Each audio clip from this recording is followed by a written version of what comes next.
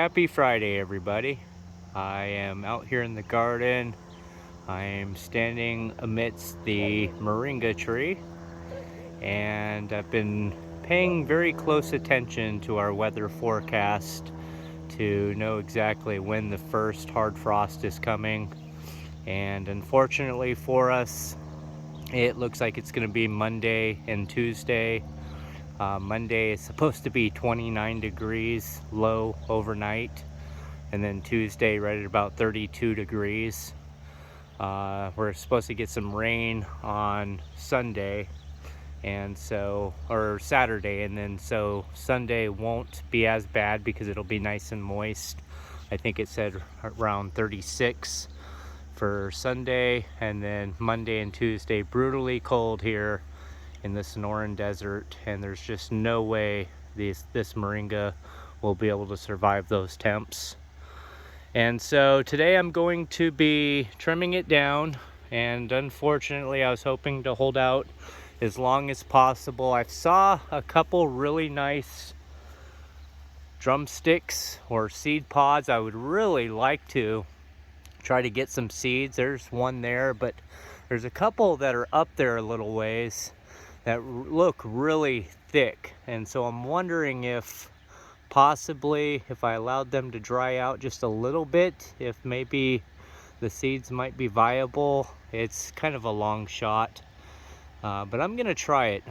There's a couple in here I've saw that look pretty close. If I could have held out maybe, a couple more weeks maybe, because as you can see, there's one there and there's another one right there.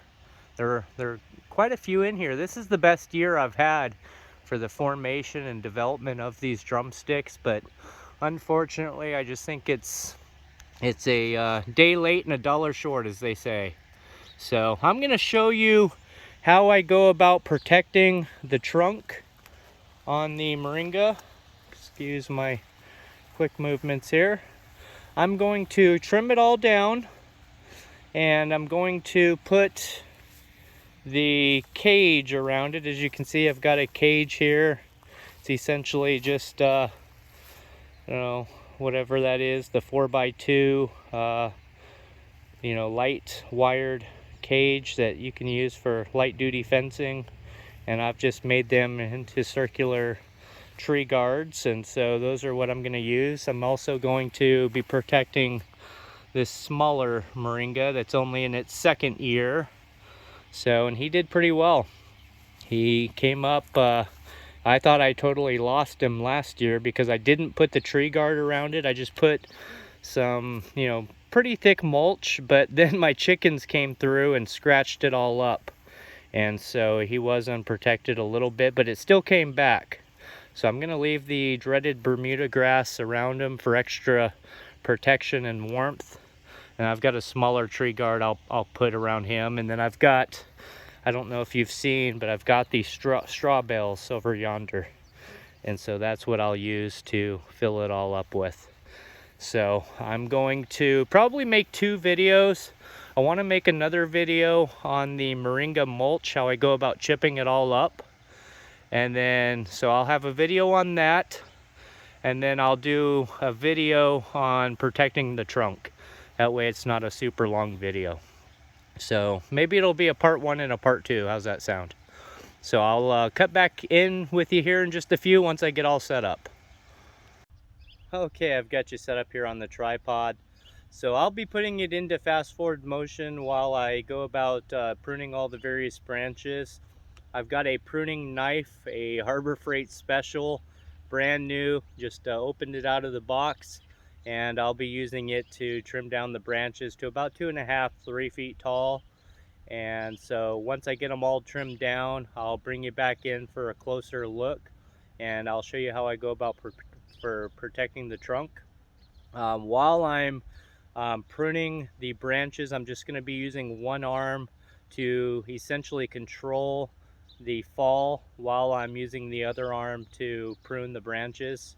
So I will do my best not to squash my little kumquat or any of the nearby plants I've got around here. So hold tight.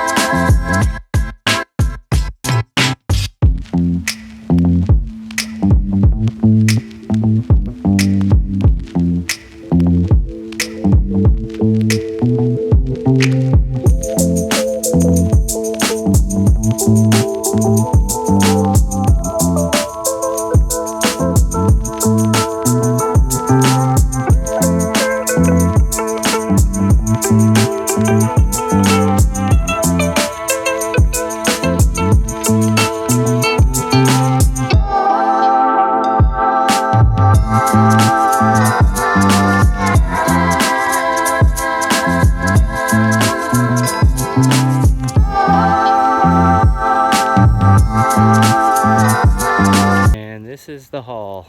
Quite a bit of moringa branch and leaves. I left some unformed drumsticks in there. And this is my work cut out for me today. I've also got some of those Mexican sunflower, the ones where I've just left the single branches.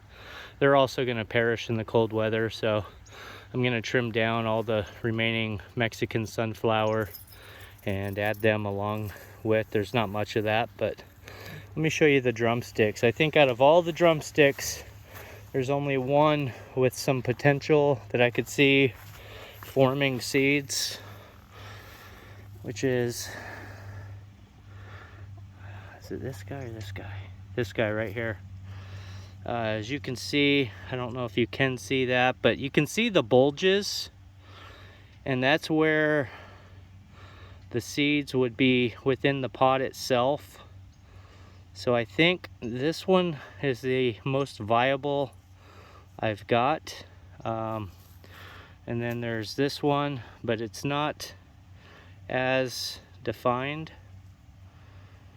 And so, and then I pulled these guys off because they were fairly large and thick, but I don't think that this one does have some bulges to it. So I may just let these dry for just a bit and then see what they've got. So if I was able to get just a few seeds from some of these pods, I would be happy, because they've grown in my local area. They're acclimated to my weather, and they would just do so much better than, you know, a seed from some tropical place or somewhere that's not acclimated to this area. So if you can save your own seed, if you're growing watermelon or fruit, veggie, if you save your seed and replant it year after year, that seed's already acclimated to your local zone and environment, and it'll do much better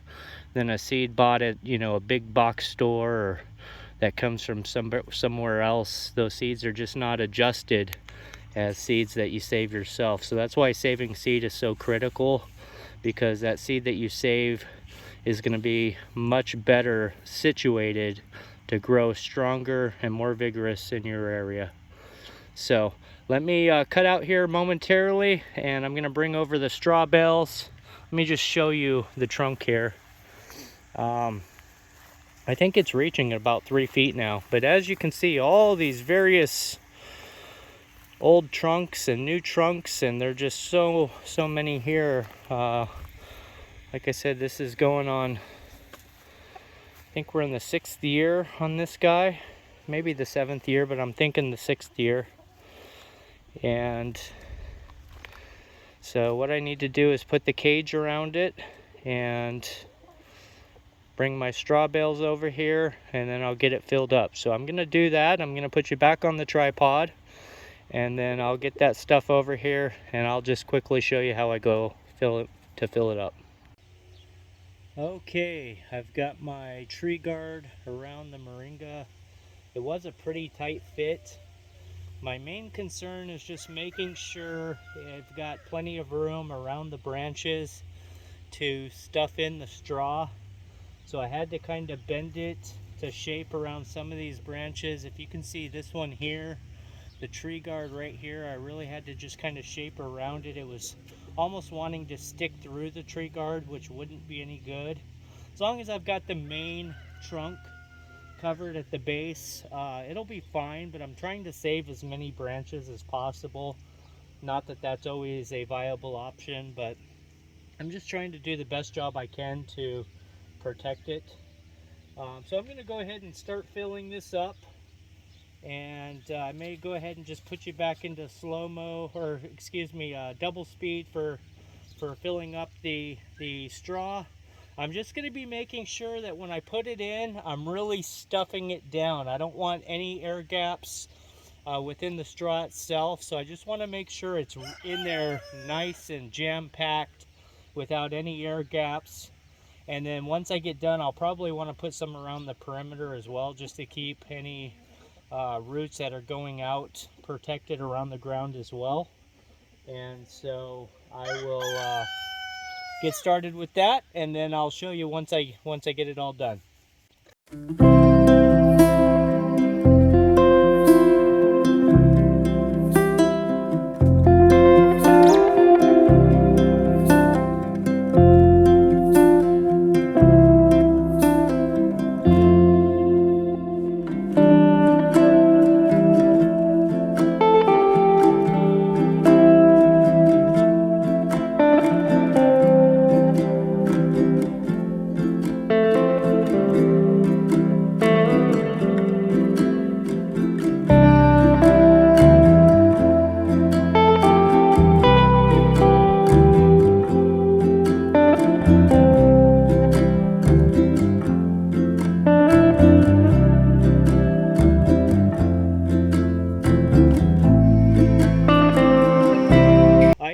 Sure, I put some extra on the top, about 4 inches above the uppermost trunk, and that way it'll have plenty of insulation on the top as well.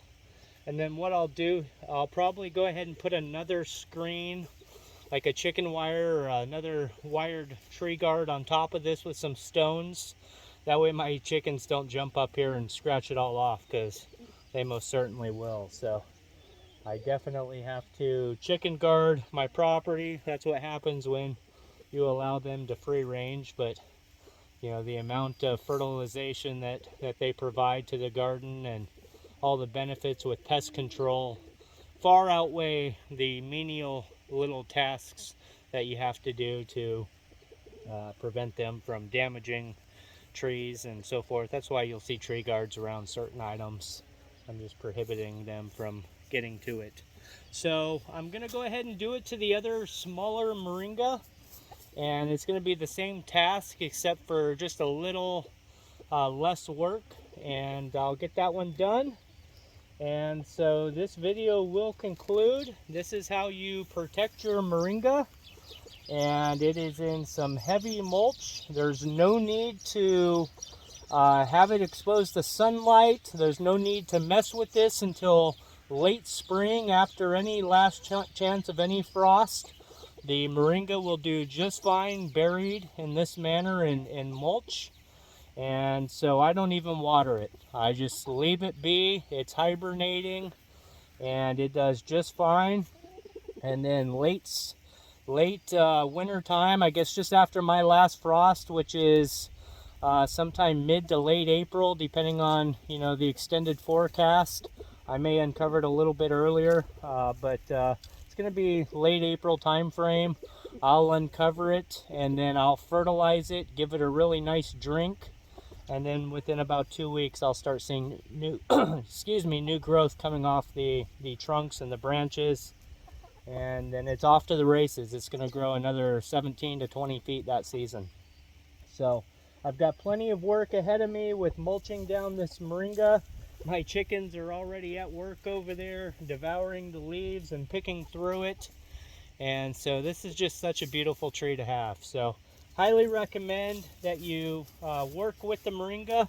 Even if you're in a more temperate area, you could try this. Just play around and try new things. Push the zone, because you just never know what works in your local landscape and environment until you try it. So believe me, I've done things in this landscape that other people would tell you you can't do. And if you just know the proper techniques, such as this, overwintering it and knowing microclimates and how to push zones, it'll work just fine. So thank you so much for watching.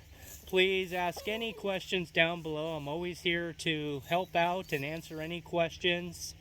And if you would be so kind to like and subscribe if you haven't done so already, I would greatly appreciate it. And may our Lord and Savior Jesus Christ bless you today, and I pray for you and your family. Take care. Bye-bye.